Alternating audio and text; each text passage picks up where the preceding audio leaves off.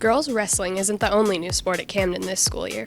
Esports are multiplayer video games that are played competitively against other schools and organizations.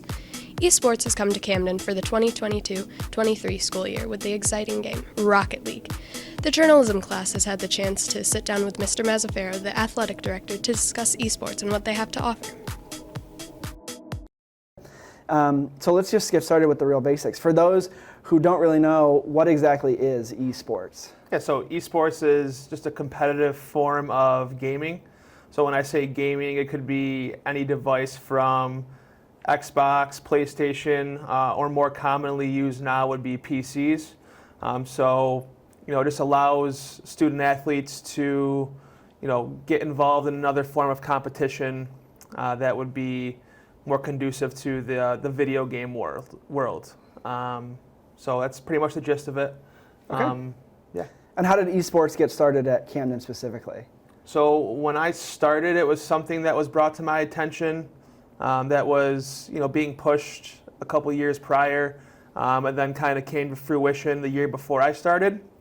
And then it was something that, the student body showed interest in prior to me starting. So, I took the interest that we had, and we worked with Concord Education, which was the group that we were in communication with. We picked it up and we got it off the ground this year. So it's been kind of in the works for the last, I'd say, year and a half or so. Excellent. And Rocket League is the Yes. sport, the game that we're playing. Yep. Okay. Well, how does that selection process work? So they gave us a few different options. The reason we went with Rocket League is because they said it's the most user-friendly, and when it comes to competition, there's more schools and more kids to compete against than any other option that they had. So it being our first year, we wanted to try to pick a game that was going to give our kids the most opportunity. Based on the information they gave us, that's why we went with Rocket League. Okay. And what does a season of esports look like? We think of the seasons as kind of fall sports, winter sports, spring sports. What does a season for esports look like? So it's actually pretty similar to what a normal spring sports or winter sports season would look like. The first 2 weeks consist of practices, and then we have a scrimmage week, which is more of like a skills assessment. And when I say that, they use that week as well as some of the data that they gain from practices to pair us up with competition, equal competition, which would bring us into the rest of the season. So it's technically a 10-week period, first 2 weeks being practice and skill assessment, next 7 weeks being games, and then that last week would be a postseason day, and it's just a full day of postseason play. Kind of like a tournament. Yep, so it's an end of the year tournament. Yep. Awesome. And so far, how has interest been as far as first year of having the program so far? Very, very strong. I knew that, like I said, we started it because there was interest shown. There was a little uncertainty, I feel, with some people as they weren't really sure what they were going to be getting into. But once we started it, we had a lot of, people, the word started to spread, and, how much kids liked it, and we started getting a lot more interest. And we're anticipating that it's going to continue to grow moving forward. That's awesome. Yeah. What ages are kind of the ages that you're seeing show up the most? I'd say right now the main demographic would be our middle school kids. Okay. Yep. And who's coaching this inaugural season? Dustin Lasordo is coaching it. He's a reading teacher down at McConnellsville, and he's been doing a great job. And like I mentioned earlier, we've been working with Concord Sports. They're an education-based program that they provide a coach for us as well. So it's somebody who Dustin can communicate with, who is on the other side of the mic, on the other side of the computer, and he also works hand in hand with the kids while they're playing Rocket League.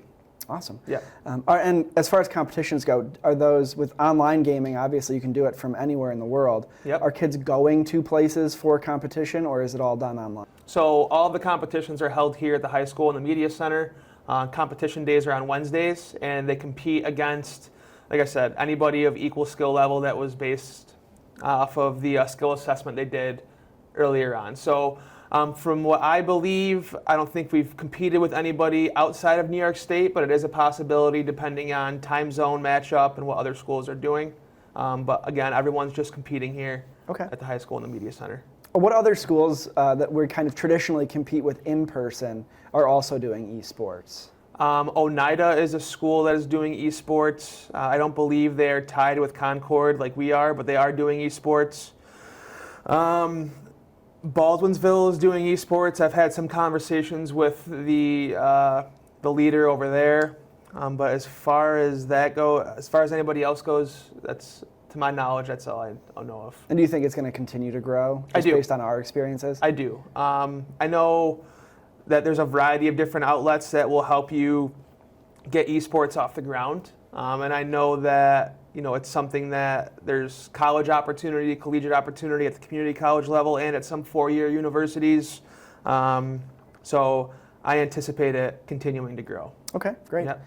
And as far as the program this year, is the team kind of set? Or when would kids be able to join esports? We started with, we started with a lower number, a little bit lower than we would have liked, so we kept sign-ups open. But based on the devices that we have and what we were able to give to our students and provide to our students to give them the best experience possible, we ended up capping it at, I think we're at 14 kids right now. At this point, we wouldn't be taking anybody new, but we're gearing up and preparing for another season, which will be happening in the near future here. Excellent. So people should just keep their eyes out. Yeah, keep your eyes open for the next opportunity, the next season. Okay. And then is there any other additional information as someone who's kind of overseeing this new program that you think that the public should know about? Overall, like I said, whenever you're doing anything that's new, there's always going to be a little speculation or uncertainty. But at the end of the day, we're always looking to provide more opportunities for kids.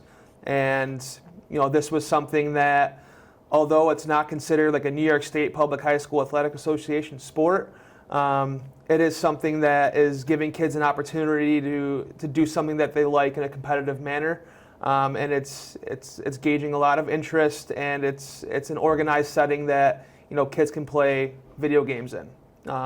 It also allows for them to communicate with people from across the state in a supervised manner where they might not be able to make those connections elsewhere. So it's providing a lot of good opportunity, and I only see it going up from here. Yeah. Excellent. Well, thanks so much for joining us today. Yeah, thanks for having me. This is awesome. All right. I think we're all set. Great.